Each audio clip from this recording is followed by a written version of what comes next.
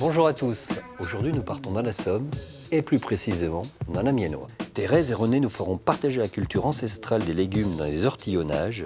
Et Étienne nous présentera un whisky 100% français, du champ à la bouteille. Fromage, biscuits et anguilles fumées viendront aussi compléter ce périple culinaire. Je vous laisse apprécier les richesses surprenantes de ce terroir et je vous donne rendez-vous juste après pour une nouvelle recette. A tout de suite.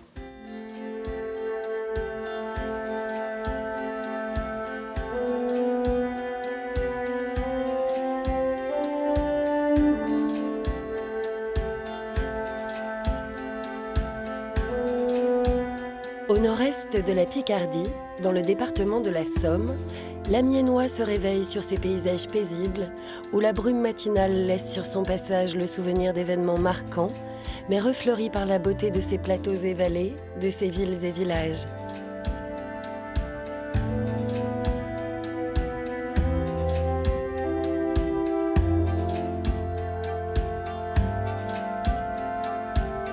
Son territoire se caractérise par une volonté de renouer avec le passé. Et Amiens attire toujours plus de curieux pour ses histoires, ses monuments et sa gastronomie. Comme tous les matins, Thérèse et son mari René se hissent dans leur barque et sillonnent les Rieux, ces cours d'eau de la Somme qui séparent les terres appelées îles alluvionnaires. Après la pluie, un bon rayon de soleil. Mais cet instant avec la nature n'est pas une simple promenade. Thérèse et René passent d'un champ à l'autre pour la récolte de légumes dans les ortillonnages, composés de petites parcelles sur 40 à 50 hectares, dont l'accès n'est possible qu'en canot. Un métier qui date de près de 8 siècles, exercé dans ces traditionnelles barques à cornet, que Thérèse et René ont su préserver. J'ai commencé enfant. Ben oui, j'avais 8 ans, avec mes parents. Parce que mes parents ils étaient maraîchers et du côté de mon mari, ils étaient aussi maraîchers. Produire des légumes dans les ortillonnages, c'est magnifique. Et j'ai rencontré l'amour dans les ortillonnages, dont mon mari. Une histoire réelle. Mon mari, je l'ai rencontré parce que les Thérèses n'étaient pas loin de chez mes parents, là, ici. Donc on s'est regardé, et puis voilà. Et puis l'amour, pof, ça a craqué, et puis voilà. Depuis une 50aine d'années, le couple récolte sur ces sols très riches. Car dans les ortillons, les terres sont tourbeuses et alluvionnaires. Elles sont alimentées par les vases et les bouts des cours d'eau et par des fertilisants naturels comme le fumier ou les engrais verts. Pour laisser reposer la terre, seules 2 récoltes sont faites dans l'année, au printemps et à l'automne. C'est des terres tellement riches qu'on n'a pas besoin d'alimenter en quoi que ce soit. Et c'est la meilleure terre, je dirais. C'est vrai, c'est la meilleure terre. Regardez ça, cette terre noire là ici, c'est ça sa richesse. On n'a pas besoin d'engrais, on n'a pas besoin de tout ça. On fait tout ce qui est, c'est fait avec l'engrais verte. Voilà l'engrais verte, c'est les salades comme ils montent, les épinards. Et tout ça c'est retourné dans la terre, on laisse reposer et c'est ça. Voilà. Thérèse et René récoltent uniquement des légumes de saison. C'est la fin de l'hiver et les dernières carottes, panais et rutabagas vont laisser place aux variétés de printemps. Mais là, vous voyez, c'est les premiers radis qu'on vient de commencer, qu'ils ont été couverts avec une toile de forçage. Parce que comme je dis, le matin, il fait encore frais et on a encore même des gelées. Si un millier de personnes vivaient de la culture des ortillonnages autrefois, Thérèse et René font partie des derniers à exercer encore ce métier.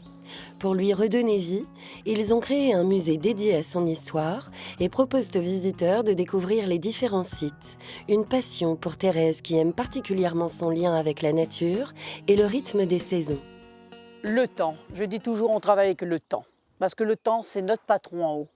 S'il pleut, on ne peut rien faire. S'il faut du beau temps, on se met en short, on prend le binette et nous voilà partis travailler dans le jardin. Et voilà. Avant on disait je gardin, mais avant on disait on s'en va à zère. C'est ça les ortillonnages. C'est la nature, les légumes, tout. Alors que le soleil se lève à peine au-dessus des toits d'Amiens, Thérèse a déjà installé son stand au marché sur l'eau pour vendre sa récolte.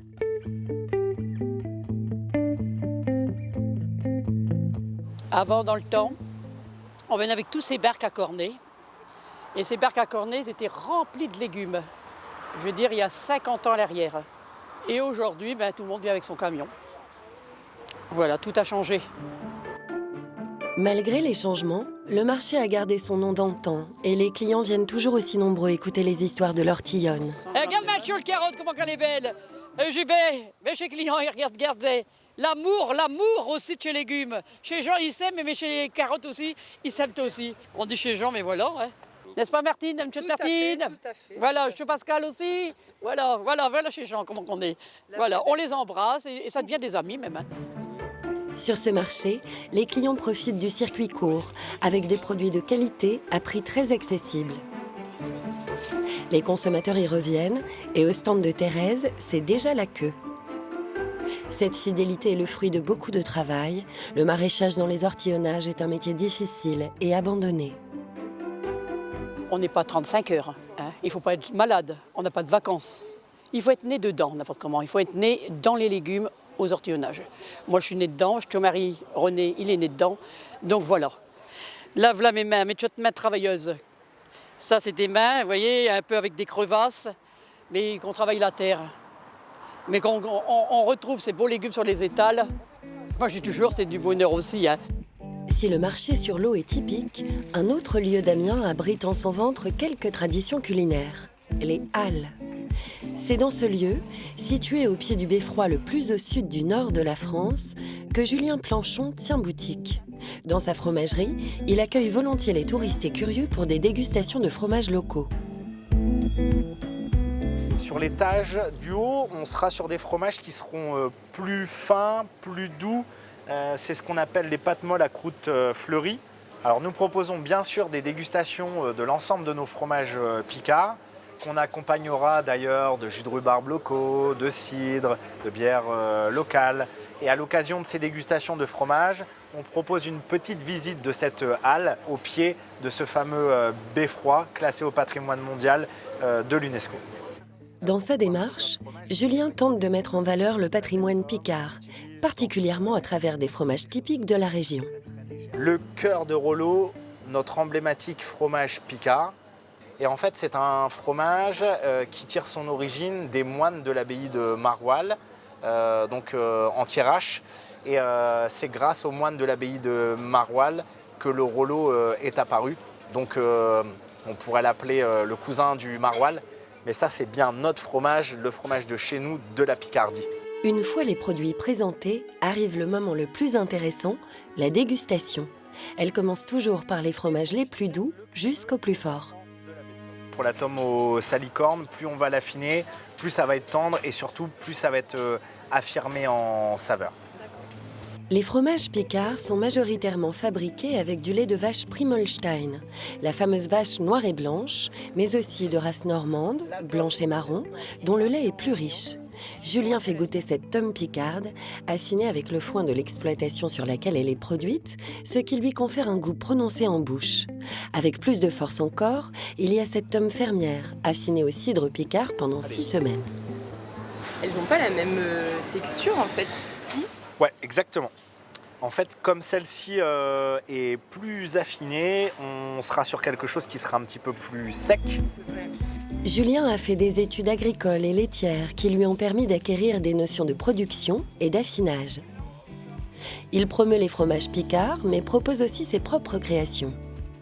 Le fromager répond aujourd'hui aux demandes de plus en plus nombreuses des Amiénois, comme des touristes du monde entier. Tenez votre petit Rollo, ça fera 5 € s'il vous plaît, merci.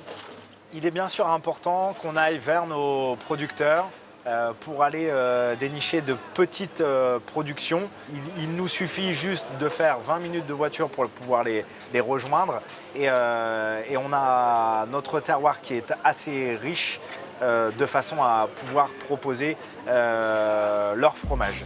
Amiens se distingue par des produits qui racontent l'histoire et remontent le temps.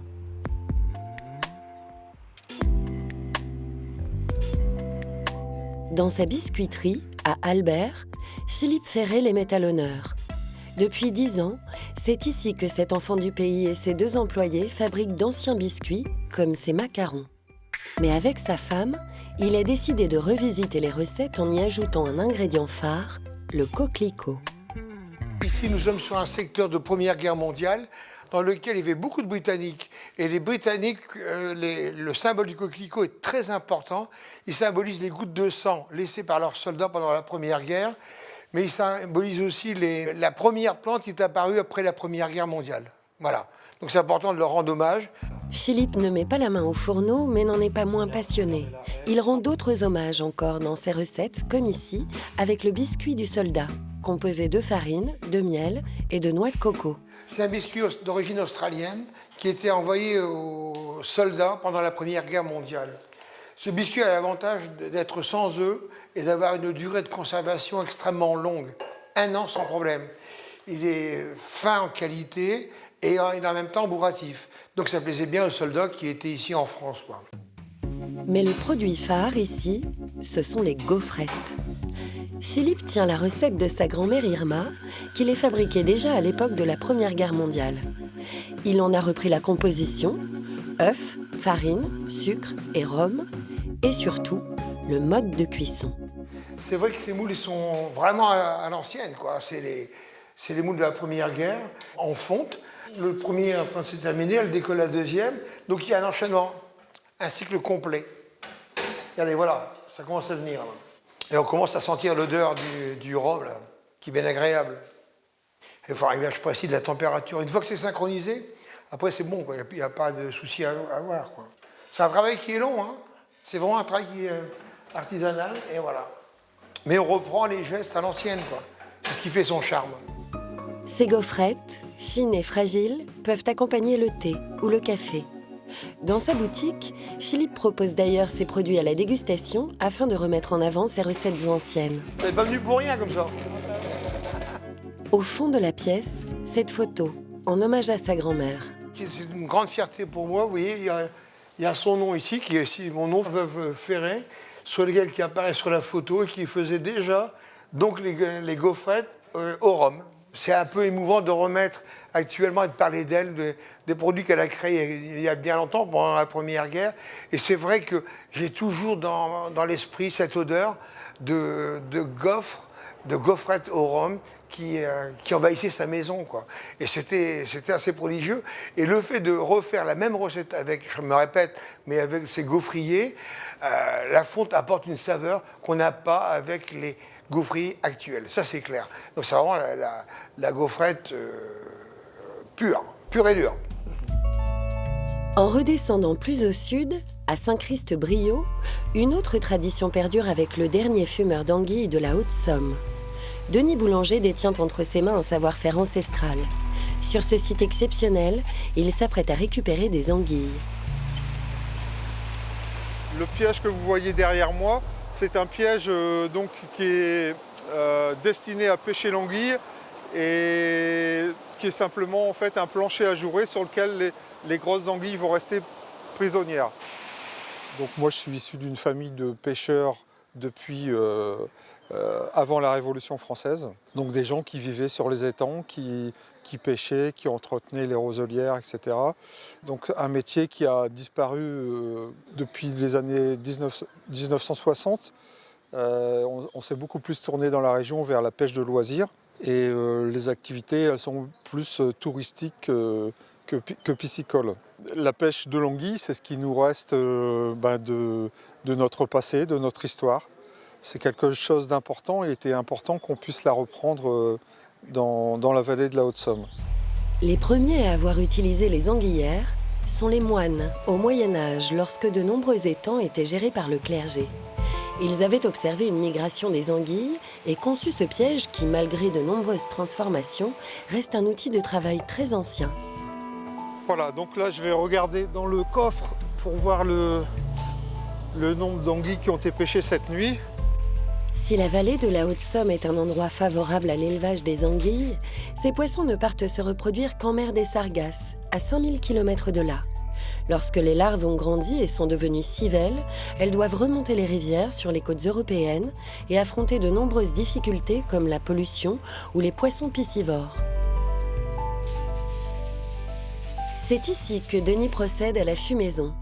En respectant les normes d'hygiène européennes, il embroche les anguilles vidées et salées sur ses pics en inox avant de les mettre au fumoir. Voilà, donc là, je vais allumer le feu dans le fumoir. Donc on prend généralement du bois tendre, donc du sol ou du peuplier pour avoir un feu très vif, monter en température très vite. La première étape est l'étuvage, pendant laquelle la température monte à plus de 80 degrés.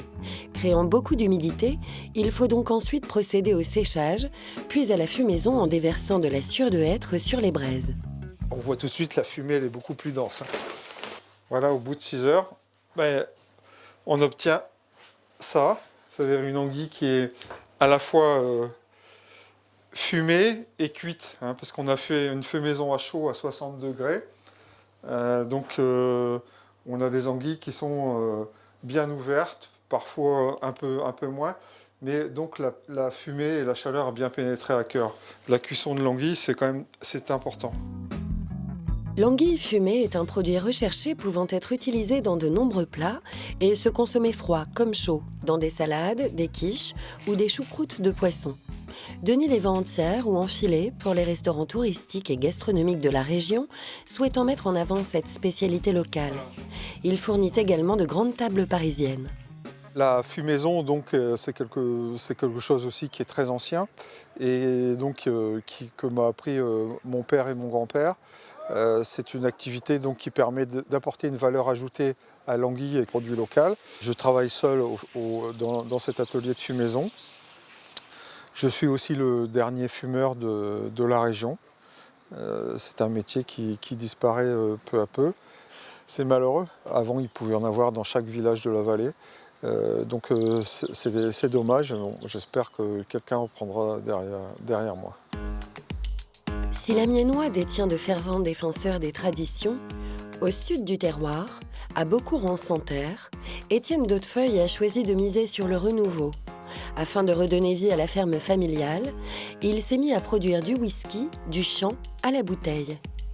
Alors que l'orge lève sur ses parcelles, il vient contrôler la matière première de cet alcool peu produit en France.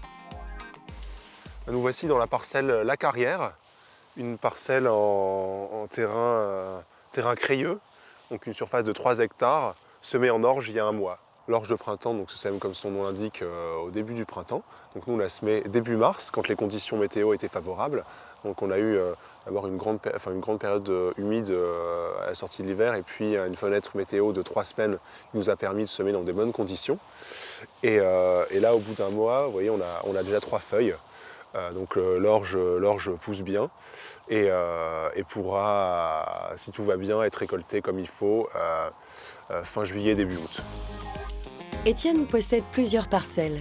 Certaines parties sont composées d'argile et de silex, alors que d'autres sont limoneuses, comme ici, où les pluies ont plaqué la terre, empêchant l'orge de lever. Avec son orge, Étienne va faire du malt. Le maltage consiste à reproduire la nature, en fait, à humidifier notre grain d'orge pour déclencher la germination. Et une fois que la germination est suffisamment avancée, on va venir la stopper en la chauffant et en envoyant soit de l'air sec nature pour donner un malt nature ou de la fumée de combustion de tourbe qui va donner un petit goût caractéristique à notre malt qu'on retrouvera dans le verre. Pour les amateurs de whisky tourbé, ça leur parlera. Il y a quelques années, Étienne a chargé sa voiture d'une tonne de son orge et fait le tour de France à la rencontre de différents artisans et distillateurs.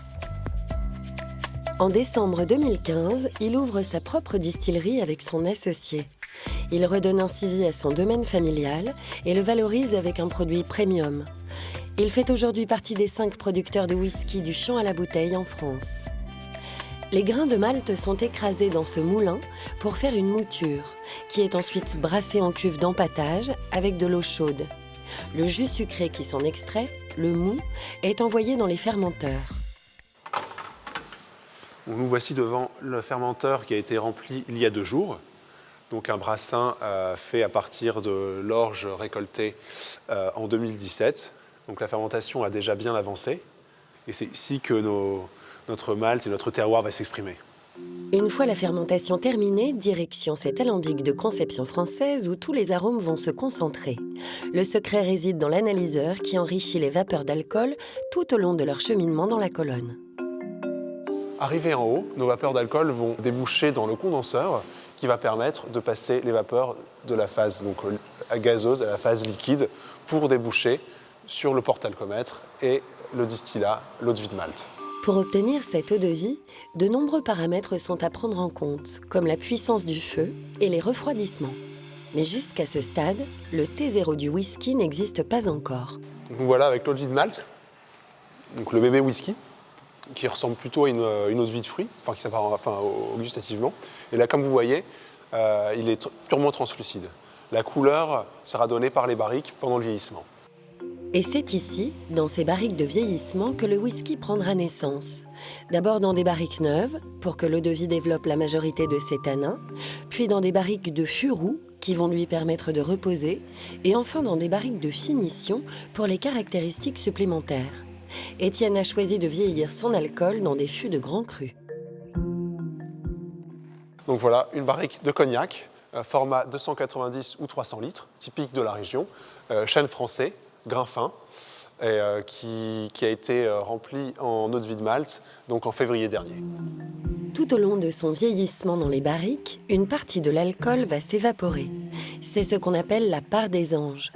Les arômes vont alors se concentrer au fil des ans, avant qu'Étienne n'embouteille son single malt.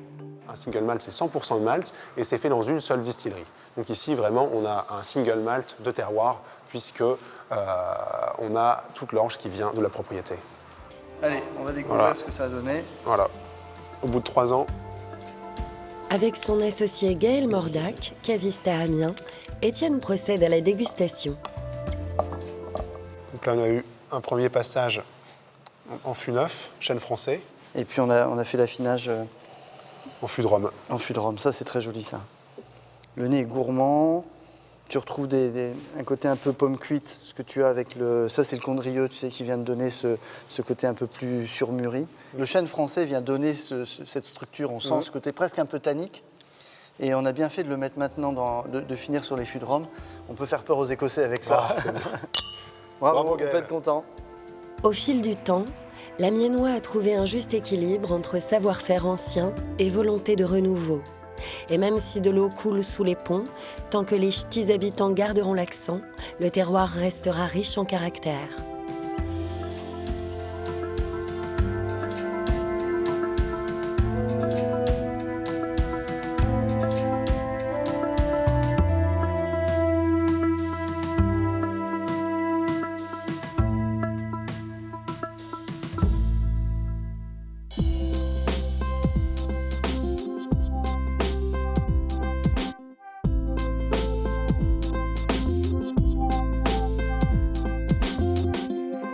Je vous propose aujourd'hui une anguille fumée, poireau fondant et chantilly au réfort. Pour réaliser cette recette pour 4 personnes, il vous faudra 400 g d'anguille fumée, 2 gros poireaux, une pomme Granny Smith, 10 brins de persil plat, un bouquet d'aneth, 15 centilitres de crème fraîche liquide, bien réfrigérée, 2 cuillères à café de réfort, une cuillère à soupe d'huile d'olive, une pincée de sucre semoule fin, une cuillère à café de baie rose, des fleurs de bourrache, si possible. Pour les poireaux, enlevez le vert des poireaux et coupez les blancs en deux. Les posez sur du film alimentaire 2 par 2, les badigeonner d'huile d'olive, salée et poivrée. Les emballer dans le film et bien refermer chaque paquet aux extrémités. Faire cuire pendant 20 minutes dans une eau frémissante en déposant une assiette dessus pour bien les immerger. Ainsi filmés, les poireaux vont confire dans de l'huile d'olive sans se gorger d'eau. Après cuisson, retirez le film alimentaire et détaillez chaque blanc de poireau en 2 parts égales dans le sens de la longueur. Réservez au chaud. Pour l'anguille fumée, retirez la peau des anguilles fumées en tirant dessus, les coupez en 2 en longeant l'arête centrale et la retirez. Détaillez la chair en tronçons d'environ 4 cm de long, puis chaque tronçon en gros bâtonnets. Après les avoir lavés, ciselez le bouquet d'aneth et le persil plat, puis les mettre dans un récipient plat. Écrasez d'abord les baies avec le plat du couteau afin qu'ils ne roulent pas, puis ensuite hachez-les grossièrement et ajoutez les baies roses, la pincée de sucre, puis mélangez. Roulez dedans les bâtonnets d'anguilles fumées et réservez. Pour le chantilly au réfort, dans un bol, fouettez ensemble la crème liquide bien froide et le réfort jusqu'à l'obtention d'une chantilly. Battre la chantilly pas trop ferme afin qu'elle reste bien homogène et qu'elle soit légère. Rectifiez l'assaisonnement et réservez au frais. Pelez la pomme, puis détailler sa chair en fines lamelles. Pour le dressage, répartir les blancs de poireaux encore tièdes sur une assiette, les recouvrir de bâtonnets d'anguilles fumées, et déposer les lamelles de pommes. Ajoutez la chantilly au réfort en petites quenelles et décorez si possible avec quelques fleurs de bourrache. Je vous souhaite une excellente dégustation et je vous dis à très vite.